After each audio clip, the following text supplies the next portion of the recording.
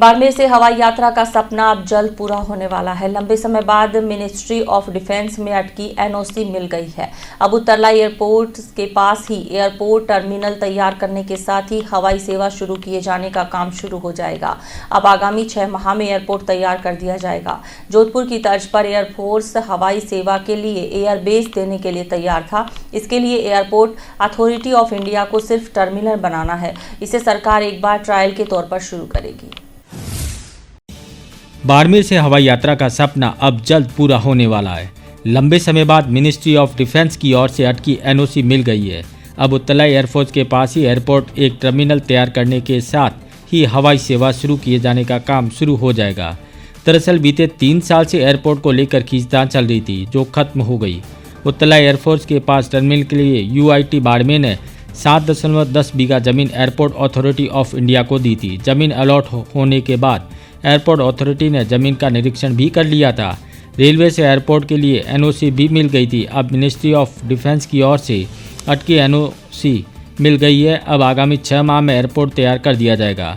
जोधपुर की तर्ज पर एयरफोर्स हवाई सेवा के लिए एयरबेस देने के लिए तैयार था।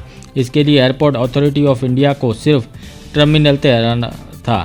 इससे सरकार एक बार ट्रायल के तौर पर शुरू करेगी। अगर विमान यात्री सेवा बाहर रहने के साथ ही लाभ का सौदा रहा तो एयरबेस से अलग ही एयरपोर्ट के रूप में विकसित किए जाने की योजना है। जिला कलेक्टर ने बताया कि जल्द कार्य शुरू किया जाएगा। वहीं केंद्रीय मंत्री कैलाश चौधरी ने भी इस दिन को ऐतिहासिक बताया।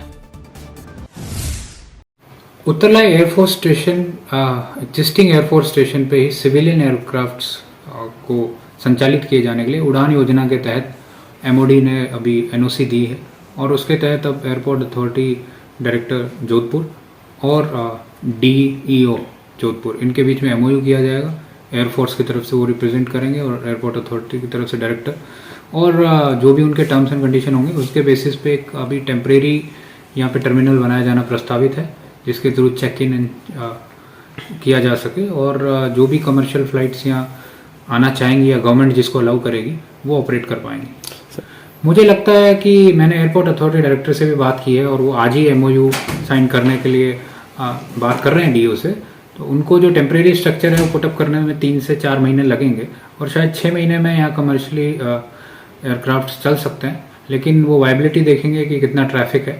मुझे लगता है जिस तरह से यहाँ वेदांता और रिफाइनरी और जेएसडब्ल्यू में बाहर से लोग आ रहे हैं और यहाँ के लोग भी व्यापार और पढ़ने के लिए और अन्य कामकाज के लिए बाहर जाते हैं, तो मुझे लगता है कि कोई ना कोई कमर्शियल वायबिलिटी निकलेगी और फ्लाइट्स यहाँ अगले 6 महीने में संचालित होंगी। को लंबे समय से इंतज़ार था कि बाड़मेर के अंदर एयरपोर्ट बने और वहाँ से हवाई यात्रा प्रारंभ हो, क्योंकि बाड़मेर में बहुत ही आवश्यकता थी।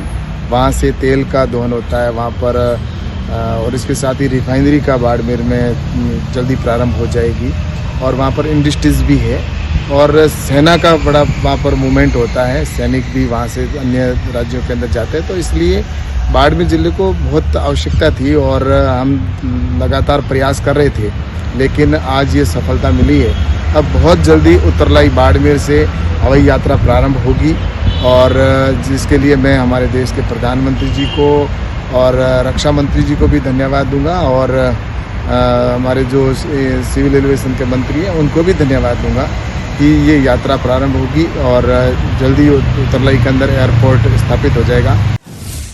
सिविल एयरपोर्ट की मंजूरी मिलने के बाद से ही हवाई सेवाएं शुरू करने की कवायद शुरू हो चुकी है। अब जल्दी जोधपुर एयरपोर्ट अथॉरिटी और टीईओ जोधपुर के एमओयू किया जाएगा। केंद्र सरकार की उड़ान योजना के तहत एयरफोर्स स्टेशन उत्तरला के पास सिविल एयरपोर्ट तैयार होगा।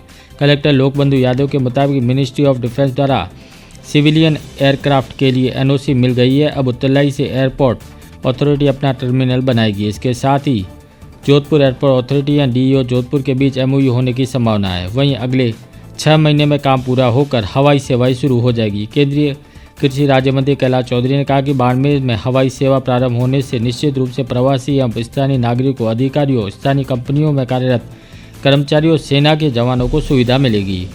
एयरफोर्स और रेलवे लाइन के बीच करीब 285 मीटर लंबाई और 62 मीटर तक चौड़ाई में जमीन में अब एयरपोर्ट अथॉरिटी ऑफ इंडिया को आवंटित हो चुकी है। इस जमीन पर एयरपोर्ट के लिए टर्मिनल बनेगा, जहां से यात्रियों के ठहरने, टिकट सहित अन्य सुविधाएं होगी। इसके बाद एयरफोर्स में एंट्री के लिए 7 मीटर चौड़ा गेट होगा, जहां से यात्री हवाई सेवा के लिए एंटर होंगे। इसके बाद एयरबस की हवाई जहाज उड़ान भरेंगे। अब MOD से NOC मिलने के बाद MOU होने के बाद काम शुरू हो जाएगा।